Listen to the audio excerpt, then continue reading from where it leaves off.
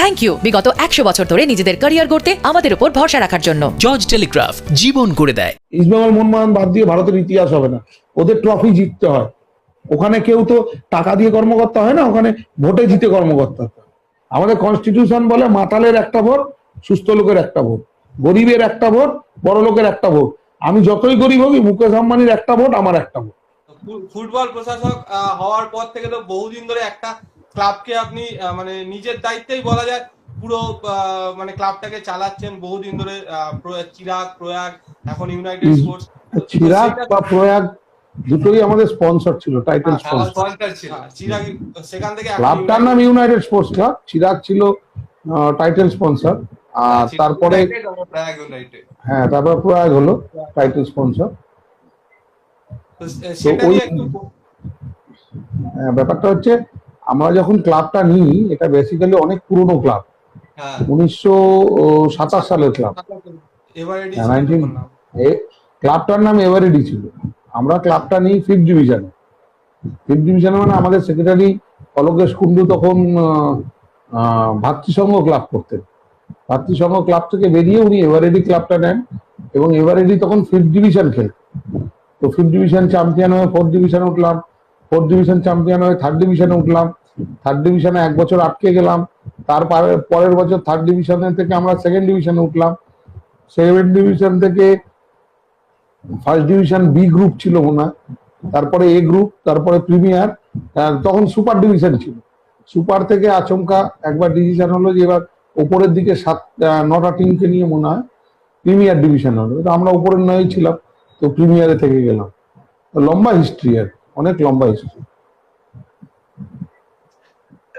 তো I league খেলার এক্সপেরিয়েন্সটা একটু বলুন, মানে ওই জায়গা থেকে তারপরে আই লিগে উঠলেন, আই লিগে উঠে এত সুন্দর একটা দল গঠন করলেন, এত সুন্দর পারফরমেন্স ছিল আই লিগে, তো ওই এক্সপেরিয়েন্সটা একটু বলুন।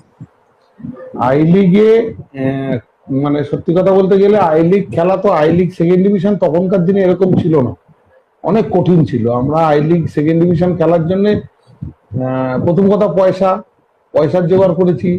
তারপরের কথা ছিল ভালো কোচ। আমরা অমল দত্তকে কোচ করেছিলাম। অমলদা আমাদের কোচ, দীর্ঘদিন অমলদা আমাদের কোচ ছিলেন। আমি কোচ হিসেবে দুজনকে পাইনি, মানে আমি যাদেরকে, যেসব বাঙালি কোচেরা আছেন খুব বিখ্যাত, তাদের মধ্যে দুজনকে আমি পাইনি। একজন হচ্ছেন পিকে ব্যানার্জি এবং আর একজন হচ্ছেন সুভাষ ভৌমিক। এটা নিয়ে গতকাল রাত্রিও সুভাষদার সঙ্গে কথা হচ্ছিল। আমার এখনো শখ আছে সুভাষ ভৌমিককে যদি আমি কোনো জায়গায় একবার কোচিং, আমাদের কোনো ক্লাবের সিনিয়র জুনিয়র, কারণ ওনার একটা খুব ভালো চোখ আছে। উনি একটু হয়তো মানে জোশে চলেন, একটু অ্যাডামেন্ট যাকে বলে, কিন্তু মানে একটু রব থাকাও ভালো।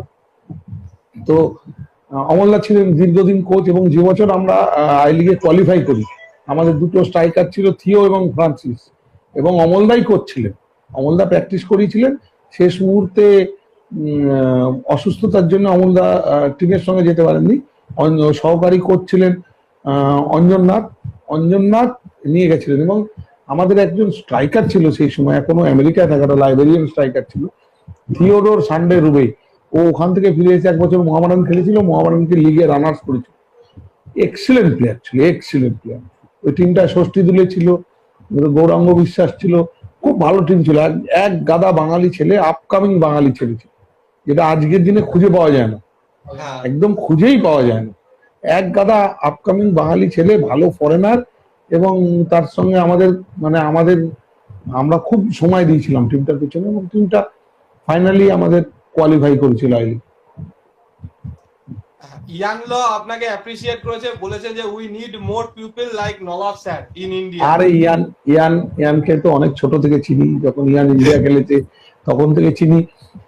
ইয়ান কোথা থেকে ইয়ান এত ভালো হলো কি করে সেটা আগে জানতে হবে। ইয়ানের বাবা একজন অত্যন্ত ডিসেন্ট ম্যান, যেমন খেলাধুলো ভালোবাসেন, মানে স্পোর্টস ফ্যামিলি। এবং ইয়ান, সত্যি কথা, ইয়ান যে কোচিং করে, ও যখন আই লিগের কোচ হয়েছে এবং ইয়ান কোচিং করে এত সাকসেস পাচ্ছে দেখে আমার খুব ভালো লাগে। এবং he will be more successful, কারণ ও খুব নলেজটা ভালো, নিজেকে সবসময় আপডেট করার চেষ্টা করে, যেটা ছাড়া আজকের দিনে অসম্ভব কোচিং ব্যাপারটা। সেই জায়গাটায় ইয়ান ইজ ভেরি গুড, বাট ও আরো ভালো হয়ে যাবে সময়ের সঙ্গে সঙ্গে, ওর আরো বেটার হয়ে যাবে আশা করি। আপনার তো যখন আই লিগে টিম খেলেছিল তখন প্রচুর বাঙালি প্লেয়ার ছিল, তারপরেও আপনার হাত ধরে বা আপনার টিমের হাত ধরে প্রচুর বাঙালি প্লেয়ার উঠে এসেছে। তো বেসিক্যালি হাত ধরে বলবো না, হাত ধরে বলি না, আমরা কোথাও আমাদের একটা মানে সিস্টেম আছে আমাদের, মানে এখন তো আন্ডার 13, আন্ডার 15, আন্ডার 18 তিনটে আই লিগ হয়েছে। আমরা আগে কি করতাম, আমাদের একটা ডিস্ট্রিক্ট ক্লাবের সঙ্গে আমি যুক্ত, শ্যামনগর তরুণ সংঘ। তো কি হয়েছে, আমাদের নার্সারি লিগ ছিল। আমরা নার্সারি লিগে যারা ভালো খেলতো তাদেরকে এনে কোথায় খেলাবো, মানে যখন আমাদের টিম টপ পর্বে, যখন আমাদের কার্লোস হার্নান্দেজ খেলছে, অ্যান্টি মার্টিন্স খেলছে ইন দোজ ডেজ, তখনই আমাদের একটা চিন্তা যে কোথায় এই যে ছেলেগুলো এত উঠে আসছে নার্সারি লিগ থেকে, বিভিন্ন বিভিন্ন ক্লাবে আমরা তাকে ছড়িয়ে দিচ্ছি, বিভিন্ন ক্লাবে যাচ্ছে, বিভিন্ন ডিফারেন্ট স্টাইলের মধ্যে আস্তে আস্তে অনেক প্লেয়ার হারিয়ে যাচ্ছে, সাইন করছে না। তখন এটা ভেবে আমরা সেই সময় গড়ের মাঠে একটা 5th ডিভিশন আর একটা ক্লাবটার নাম ছিল পাটচক্র।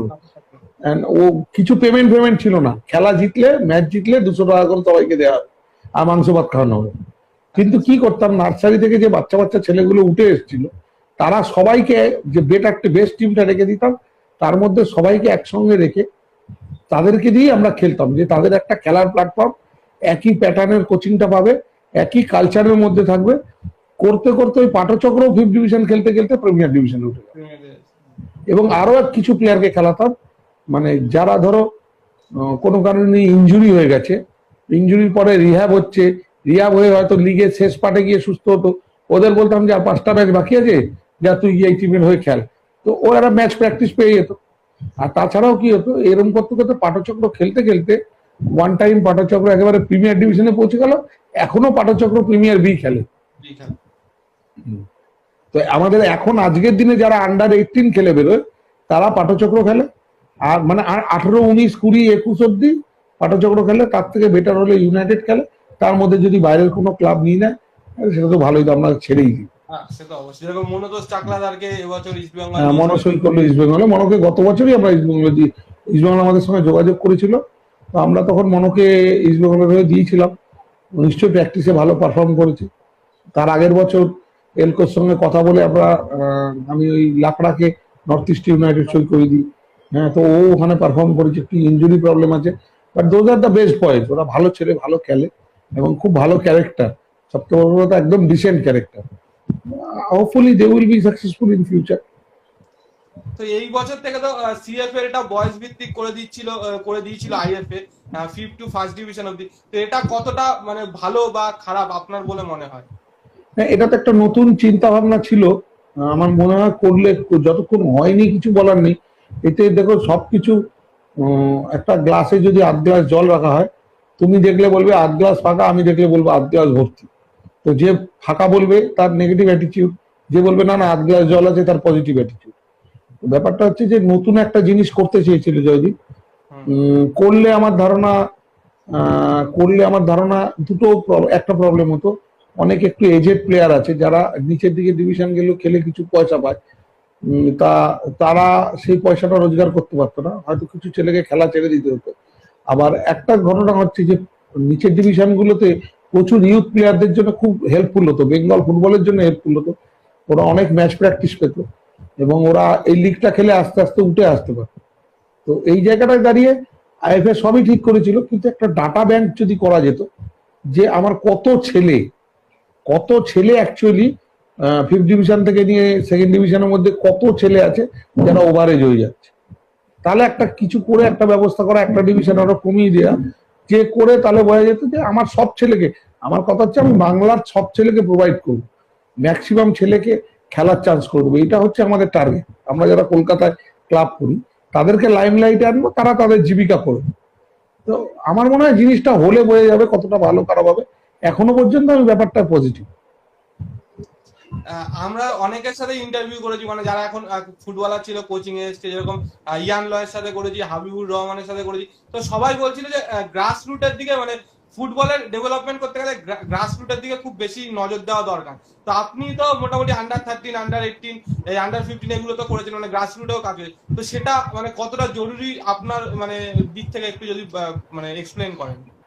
এটা তো সারা পৃথিবীতেই তাই, গ্রাসরুটের দিকে নজর দিয়ে রেখেছে। ফুটবলে যদি উন্নতি করতে হয় গ্রাসরুটে নজর দিতেই হবে, গ্রাসরুটে টুর্নামেন্ট বাড়াতে হবে, এখন এত বড় একটা প্যান্ডেমিক এসে গেল, এত বড় একটা মহামারী, আগামী দিনে কতগুলো বাচ্চাকে খেলতে পাঠাবে তার বাবা মা, এটা নিয়ে একটা বিরাট চিন্তার ব্যাপার। তারপরে ফুটবলাররা ম্যাক্সিমাম আসে middle class, lower middle class family থেকে।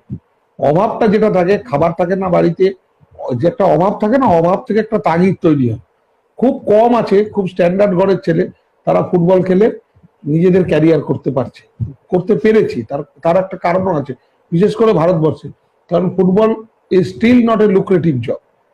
মানে একটা ছেলে যে পড়াশুনো করলে যে ক্যারিয়ারটায় যেতে পারে, একটা ভালো ঘরের ছেলে, সে ডাক্তার হলে যে লাইফস্টাইলটা থাকবে তার, ফুটবলার হলে হবে না। কিন্তু ইউরোপে যদি দেখা যায়, ইউরোপে দেখবে সব প্লেয়ারদের ছেলেরা প্লেয়ার হওয়ার চেষ্টা করে, ডাক্তারের ছেলে ফুটবল প্লেয়ার হওয়ার চেষ্টা করে, ইঞ্জিনিয়ারের ছেলে ফুটবল প্লেয়ার হওয়ার চেষ্টা করে, প্রধানমন্ত্রীর ছেলে ফুটবল প্লেয়ার হওয়ার চেষ্টা করে। সেম লাইক আমাদের কান্ট্রিতে যদি দেখো, তুমি বড় বড় ইয়ের ছেলে, তোমার বিল্লাদের ছেলে সে ক্রিকেট খেলছে, ক্রিকেটার হওয়ার চেষ্টা করছে, স্বরাষ্ট্রমন্ত্রীর ছেলে সে ক্রিকেটের মধ্যে যাওয়ার চেষ্টা করছে, কারণ ওখানে লুক্রেটিভ লাইফ আছে। তো এই জায়গাটা আমাদের ইন্ডিয়া একটু পিছিয়ে আছে। কিন্তু এখন এই প্যান্ডেমিকের পরে ইউথ ডেভেলপমেন্ট কি করে হবে, একটা হেলদি হাইজিনিক পরিবেশ দিতে হবে বাচ্চাদের। আর ইউথ ডেভেলপমেন্ট তো লাগবে, কিন্তু ইউথ ডেভেলপমেন্টটা কিভাবে, মেন কথা হচ্ছে আমার মনে হয় সেটা আমার মনে হয় খেলার ছেলে পশ্চিমবাংলায় প্রচুর আছে, প্রচুর, আজকের দিনেও প্রচুর আছে।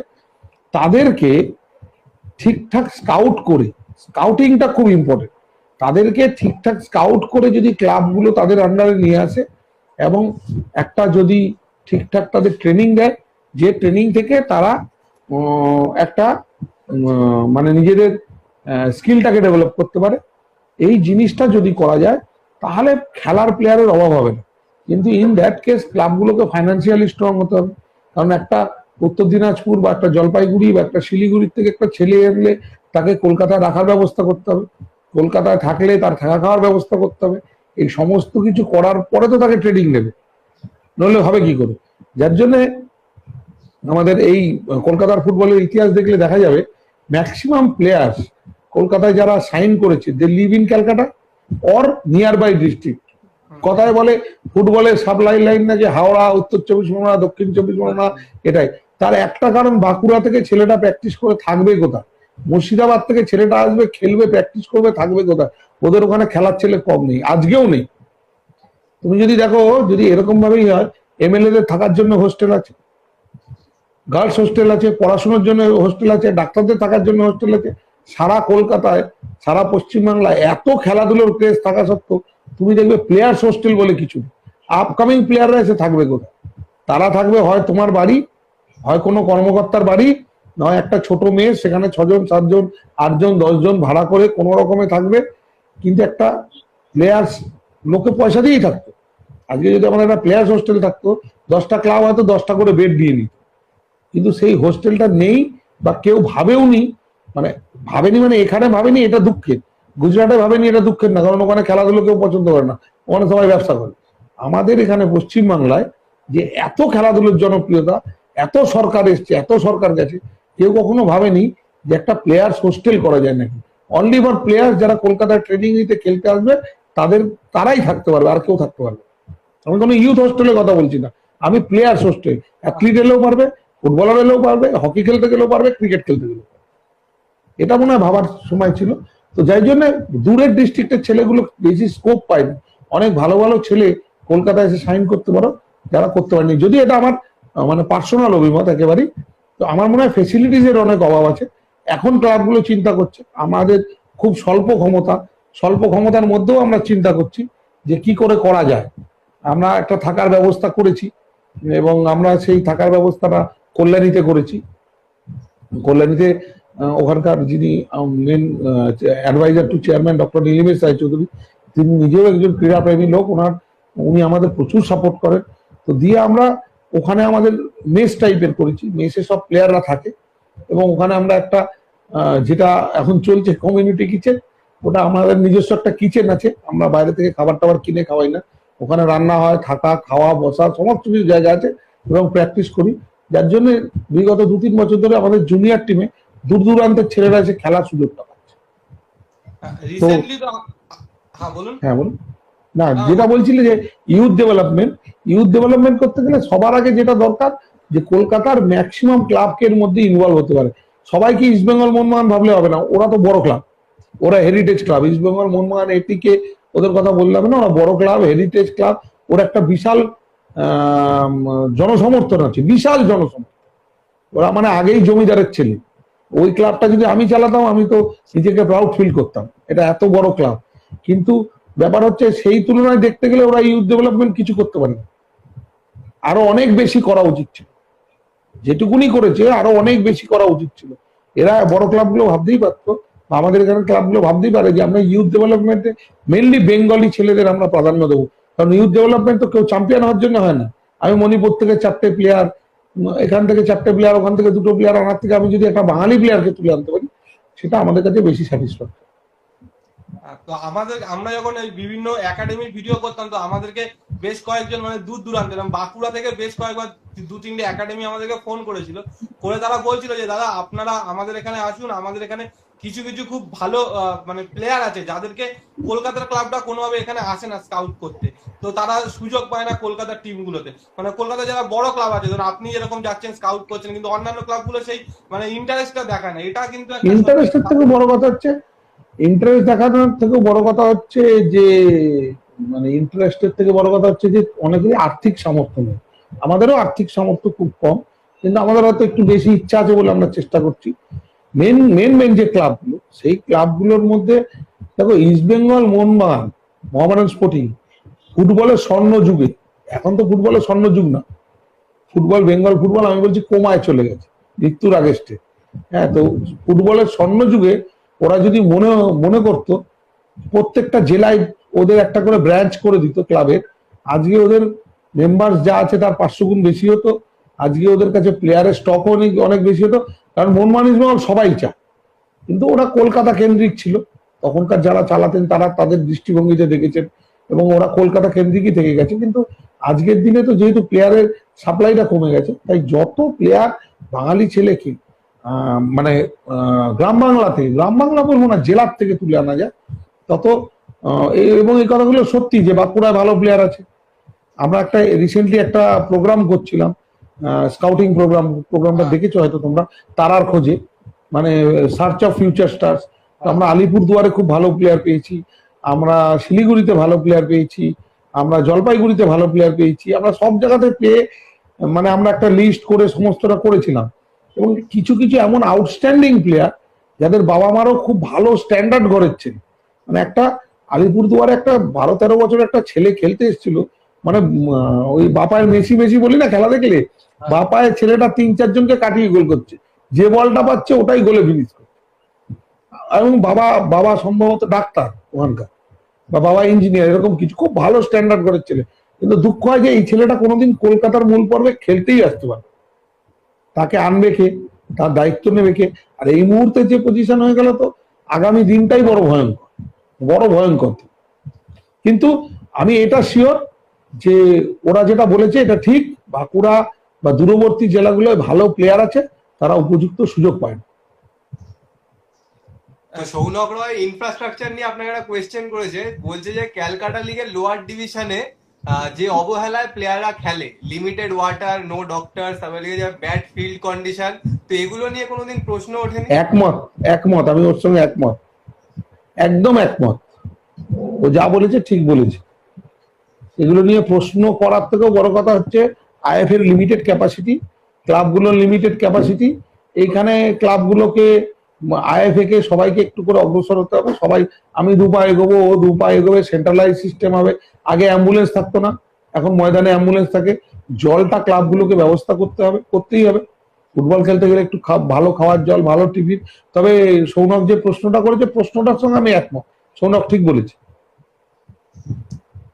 তো প্রাঞ্জল ব্যানার্জি আপনাকে 2টো প্রশ্ন করেছিল, তার মধ্যে একটা হচ্ছে এআইএফএফ এর কি চেঞ্জেস দরকার ফুটবলকে আরো এগিয়ে নিয়ে যাওয়ার জন্য? এআইএফএফ পুরোটাই চেঞ্জ দরকার, পুরোটা চেঞ্জ হয়ে গেছে, সবটা এফএসডিএল নিয়ে নিয়েছে।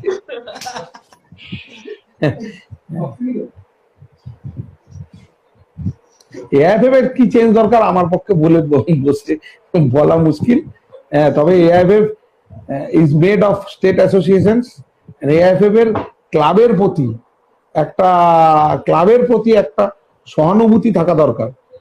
আননেসেসারিলি যেভাবে মানে নোংরা রাজনীতির শিকার হয়ে আমার ক্লাবটাকে আই লিগ থেকে বের করে দিয়েছিল ক্লাব লাইসেন্সিং এর দোহাই দিয়ে, এরকম ভাবে তুমি যদি তোমার নিজের ক্লাবগুলোকে শেষ করে দাও, তুমি যদি তোমার নিজের সন্তানকে মেরে ফেলতে চাও, তাহলে কে বাঁচাতে পারে?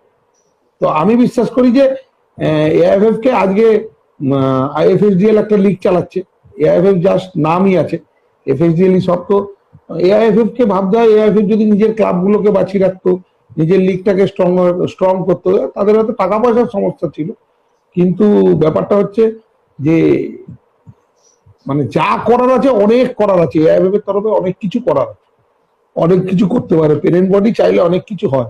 অ্যাটলিস্ট ইন্ডিয়া টিমের সিলেকশন, সিনিয়র ইন্ডিয়া টিমের সিলেকশন বা জুনিয়র ইন্ডিয়া টিমের সিলেকশন গুলোও যদি ভালো মতো হয়, নিউট্রাল সিলেকশন হয়, মানে আমি আইএসএল খেললেই ইন্ডিয়া টিমে চান্স পাবে, আর আর্মি টিমে একটা ভালো স্ট্রাইকার আছে, তাকে ইন্ডিয়া টিমের ট্রায়ালেই কোনোদিন দেখাবে না, মানে এগুলো খেলে এইরকম করে আলটিমেটলি কোনো লাভ হয় না।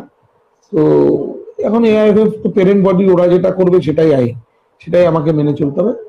দেখা যাক ভবিষ্যতে, আশা করি অ্যাটলিস্ট এআইএফএফ এর সবচেয়ে বড় কথা যে ফুটবলটাকে একটু ভালোবাসুক এআইএফএফ, ফুটবলটাকে ভালোবাসলেই ক্লাবটাকে ভালোবাসবে, ইন্ডিয়া টিমটাকে ভালোবাসবে, অ্যাটলিস্ট ইন্ডিয়ান ফুটবলটাকে এআইএফএফ একটু ভালোবাসলে ভালো।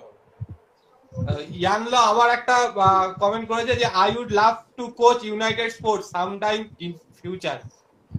I would love to get him as a coach. আমার খুব ভালো, মানে আমার ভাগ্য ভালো ইয়ান যে আমার ক্লাবে আসতে চেয়েছে, এবং আমি কোনোদিন সুযোগ পেলে, he was the youngest coach, is our pride, বেঙ্গলের প্রাইড। আমি একটু আগেই বলছিলাম ইয়ান ল যে ফ্যামিলি থেকে বিলং করে, যে কালচারটা ওর মধ্যে হচ্ছে, দ্যাট ইজ ওর ফ্যামিলির জন্য, that is because of his family. তো মানে আমার জন্য আই উড বি প্রাউড যে ইয়ান আমার টিমে কোচিং করতে চেয়েছে, অ্যান্ড এনি টাইম যদি আমি এবছরও লিগ হয়, আমার কাছে যদি কোনো সুযোগ থাকে, I will surely of for him. আরেকটা প্রশ্ন হচ্ছে যে ইন্ডিয়াতে যে মানে প্রচুর ফরেন কোচ আসে, তাদেরকে সুযোগ দেওয়া হয়, তো ইন্ডিয়ান কোচেরাও কিন্তু ফরেন কোচদের সমতুল্য ডিগ্রি এই মুহূর্তে রয়েছে, যেরকম ইয়ান লয়ের আছে, ডেরেক পেরেরা আছে, এরকম প্রত্যেক মানে অনেকের আছে, কিন্তু তাদের সুযোগ দেওয়া হয় না। তো এটা নিয়ে যদি সুযোগ দেওয়া হয় না বলতে, এটা কোচ পছন্দ, যে ক্লাবের ব্যাপার, যে ক্লাব টিম করবে তার ব্যাপার। হ্যাঁ, এখন তারা কে বাঙালি করবে, কে বিদেশি করবে, এটা কিছু বলা যায় না। আমিও কলকাতা প্রিমিয়ার লিগে রেমকোকে নিয়ে এসেছিলাম এজ এ কোচ, রেমকো বয়ে। আমার টিমটা সে বছর রেলিগেট করে যায়, but my team was playing excellent football. হ্যাঁ, সামহাও সেই সময় ক্লিক করেনি, কিন্তু রেমকো বয়ের to my standard is a hugely talented coach, hugely experienced coach. ও মিডল ইস্টে অনেকদিন কাজ করেছে, অনেক বড় একাডেমির হেড কোচ ছিল। তো ব্যাপারটা হচ্ছে যে কোচ কে পছন্দ করবে তার উপর নির্ভর করে। কোচ এখন তো বিদেশিদের আসা যাওয়ায় অনেক বিধিনিষেধ হবে। অ্যাকচুয়ালি আইএসএল হয়ে গেছে 10টা টিম, আই লিগ থেকে মোহনবাগান, ইস্টবেঙ্গল উঠে গেলে আর থাকলোটা কি? খেলাটা কি আছে, কোথায় খেলবে? ইন্ডিয়ান কোচ দলে দলে এআইএফএফ থেকে পাস করছে, সি লাইসেন্স, বি লাইসেন্স, এ লাইসেন্স সব করছে, এত দলে দলে করছে একটার পর একটা, কিন্তু তারা কাজটা করবে কোথায় যদি ক্লাব না থাকে? তো ক্লাব বাড়াতে হবে, তো আইএসএল তো ক্লাব বাড়াবে না, সে 10টায় আটকে গেছে। এবং এই যে প্রশ্নটা সবচেয়ে বড় কথা, আইএসএল কেন কোনো বিদেশি কোচকে ও অ্যালাউ করছে, কিন্তু কোনো ইন্ডিয়ান কোচকে ও অ্যালাউ করছে হেড কোচ হতে? হেড কোচ হতে, অ্যাসিস্ট্যান্ট কোচ হতে পারবে, কিন্তু মেন কোচ হতে পারবে। তো ইন্ডিয়ার টুর্নামেন্টে ইন্ডিয়ান কোচ হেড কোচ হতে পারবে না, ওদের পলিসি হতে পারে, বাট এটা একটু ইনসাল্টিং আমার মতে। এটা এরকম কোনো নিয়ম ইংলিশ প্রিমিয়ার লিগে আজকে বলবে যে ইংল্যান্ডের কোনো কোচ হেড কোচ হতে পারবে না, ডাচ লিগে বলবে কোনো ডাচ হলে তুমি, এটা মানে নিজের জাতির প্রতি একটা মানে বিদ্বেষ। আমার জাতিকে আমি, ওই যে বললাম আমার সন্তান আমি যদি মেরে ফেলি, সেরকম ব্যাপারটা হচ্ছে। তবে কোচটা হয়, কোচ সাধারণত ফেয়ার চান্স পাওয়া উচিত, যে রেজাল্ট করে সে টিম পায়, যে রেজাল্ট করে সেই টিম পায়। ইন্ডিয়ান কোচ হলেও অসুবিধা হয় না। আর যেহেতু মানে কোচ বেশি টিম কম, এটা একটা সমস্যা। কোচ বেশি টিম কম, আর টিম কম মানে ফাইন্যান্সিয়ালি স্টেবল টিম আরো কম। এই জন্য কোচ যারা অনেক টাকা দিয়ে পড়াশোনা করে পাস করছে, তাদের জন্য একটু সমস্যা হচ্ছে। তো এই ফরম্যাটের কথাটাই আসি যে আই লিগ আইএসএল দুটো আলাদা আলাদা, তো আপনার কি মনে হয় না দুটো লিগ যদি মার্চ করে একটা 20টা টিমের লিগ বানানো যেত তাহলে একটা ওয়ার্ল্ড স্ট্যান্ডার্ড লিগ হতো, মানে আরো বেশি প্লেয়ার ডেভেলপ করতে পারতো ইন্ডিয়া থেকে? প্রথম কথা হচ্ছে আমার মনে হলে কিছু যায় আসে না, কারণ যারা লিগ চালায় তারা ভারতের ফুটবল নিয়ে চিন্তিত নয়। দ্বিতীয় কথা হচ্ছে এটা নিয়ে আমি প্রচুর আলোচনা শুনেছি এবং এটার উপর প্রচুর মতামত আমি দেখেছি, কিন্তু ফাইনালি হচ্ছে এটাই যে যে যাই বলুক যারা চালাচ্ছে দে আর নট ইন্টারেস্টেড। আমরা এটার উপর টাইম নষ্ট করে লাভ নেই। মানে এখন আর কি আই লিগে যথেষ্ট ভালো ভালো ক্লাব আছে যারা প্রচুর প্লেয়ার ডেভেলপ করে, সবচেয়ে ভালো এক্সাম্পল হলো প্লেয়ার আমি প্লেয়ার প্রচুর ডেভেলপ করলাম, যাবে কোথায়? তোমরা তো আসল জায়গায় 10টা টিমে 25টা করে প্লেয়ার লাগে, 250টা প্লেয়ার, 4টে করে গোলকিপার লাগে, 40টা গোলকিপার, 210 জন বাঁচলো, 5টা করে ফরেনার, 50 জন চলে গেল, 160 জন বাঁচলো। তো লিগ খেলার জন্য 130 কোটির দেশ থেকে 160টা প্লেয়ার লাগবে, 130 কোটির দেশ থেকে 160 প্লেয়ার লাগবে। এইটা নিয়ে আমরা স্বপ্ন দেখছি 2040, 2050, 2070 আমরা নাকি বিশ্বকাপ খেলবো। আগামী 1000 বছর আমরা বিশ্বকাপ খেলতে পারবো আনলেস এন্ড আনটিল আমরা বিশ্বকাপটা অর্গানাইজ করছি। এটা পুরো একটা ভাঁওতাবাজি চলছে, চলুক।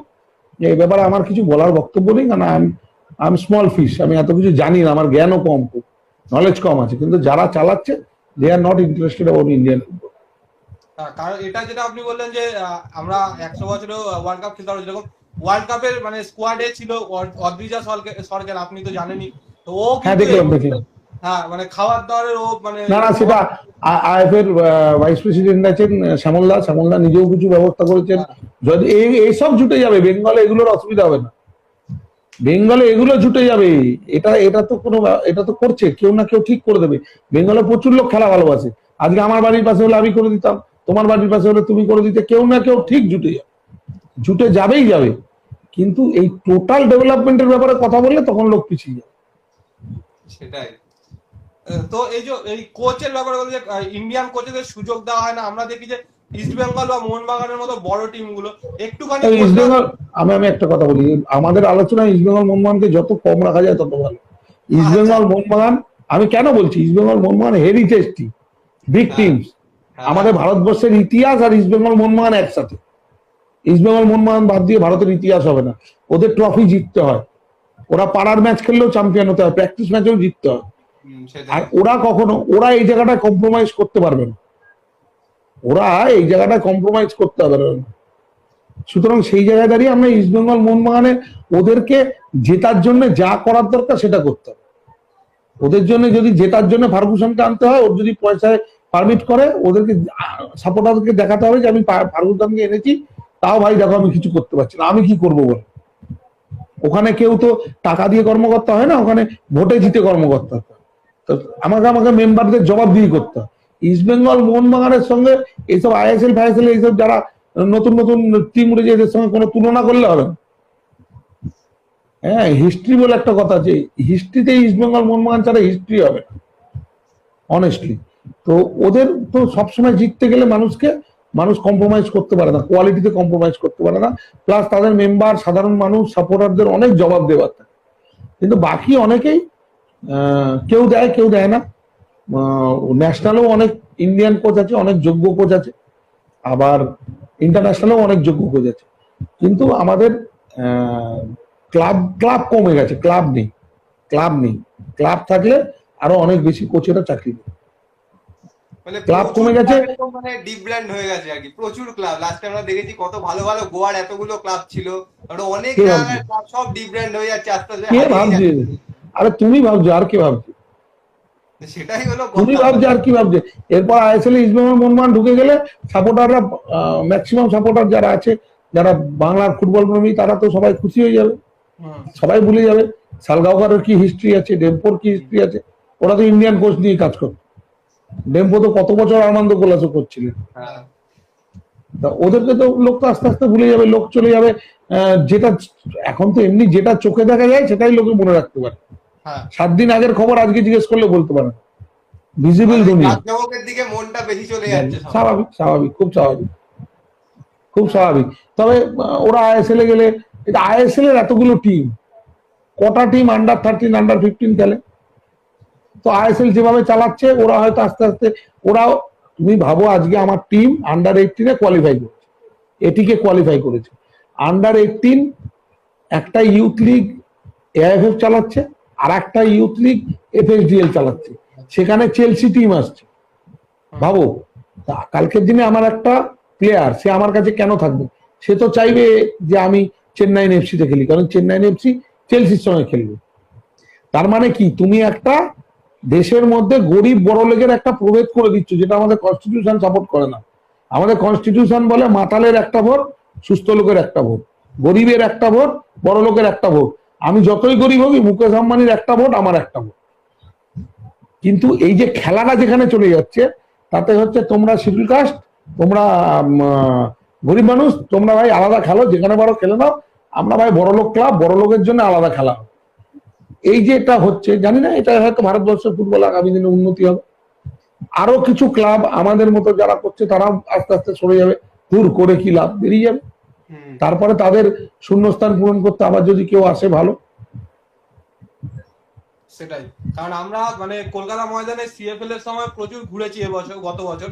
তো এখানে ছোট ছোট কিছু ক্লাবের সাথে আমরা কথা বলছি, তারাই বলছিল যে মানে আমরা হয়তো চাই, মন থেকে চাই করতে, কিন্তু আমরা সেই সাপোর্টটা পাই না যে আমরা এগিয়ে নিয়ে যাবো বা চালাবো, বা সেই সুযোগটাও আমরা পাই না। তো এইগুলো ওদের কাছে সুযোগ আছে, সুযোগ তো এআইএফএফ দিচ্ছে, তোমাকে তার জন্য একাডেমি অ্যাক্টিভিশন করতে হবে, খেলতে গেলে তোমাকে তার সময় দিতে হবে, তার পেছনে টিম করতে হবে। 12 মাসের একটা হেডেক, এর থেকে দুর্গাপুজো কালী পুজো করা সোজা। 1 মাসের হেডেক, 1.5 মাসের হেডেক। হ্যাঁ, 1.5 মাস 2 মাস ধরে টাকা তুলে করে দিলে, হ্যাঁ নবদ্বার পুজো করে লোকে ঘুরে বেড়ালো, হয়ে গেল, 2 দিন বাদে বন্ধ করে সব ঝাপ পাপ যে যা ধান্দা লেগে গেল। এ তো 12 মাস, এ তো 12 মাসের। এই আজকের দিনেও মানে কি বলবো, ছেলেগুলো ফোন করছে, কাকু বাড়িতে খাবার নেই, কাকু আমাদের কোনো বাজার নেই, কাকু আমরা চাল পেয়েছি কিন্তু সংসার চালানোর মতো কিছু নেই। এই যে বিভিন্ন ছেলেগুলো ফোন করছে, তাই এদেরকে এন্টারটেন করতে হবে। আমাকে করছে, আমার ক্লাবের লোকেদের করছে। আমাদের ক্লাবের লোকেরা যে যতটা আমরা পারছি তাদের মায়ের অ্যাকাউন্ট চেয়ে, বাবার অ্যাকাউন্ট চেয়ে টাকা পাঠাচ্ছে। হ্যাঁ, তো এটা একটা পার্মানেন্ট ঝামেলা। এই পার্মানেন্ট ঝামেলাও অনেকে নিতে চায় না, বা নেয়ার মতো তার কাছে হয়তো স্ট্রেংথ নেই। স্ট্রেংথ বলতে শুধু টাকার স্ট্রেংথ না, ডেডিকেটেড পিপল, লোক নেই, টাকা উঠে যায়, সব কিছুতে টাকা উঠে যায়। টাকা ওঠাতে সমস্যা হয় না, একটা আড্ডা দিতে গেলে, পিকনিক করতে গেলে টাকা উঠে যায়, বড় দুর্গাপুজো করলে টাকা উঠে যায়। টাকা ওঠানোর মতো লোকগুলোকে এক জায়গায় করা, সেই যে হেডেকটা নিতে হয়। আজকের যা দুনিয়া, প্রত্যেকেই নিজের নিজের রোজগার নিয়ে ব্যস্ত, নিজের জীবন নিয়ে ব্যস্ত। এটা একটা বিরাট সোশ্যাল সার্ভিসের মতো কাজ, বিরাট সোশ্যাল সার্ভিস। এটা করার মতো লোক নেই, তাই হয়তো সবাই পারে না।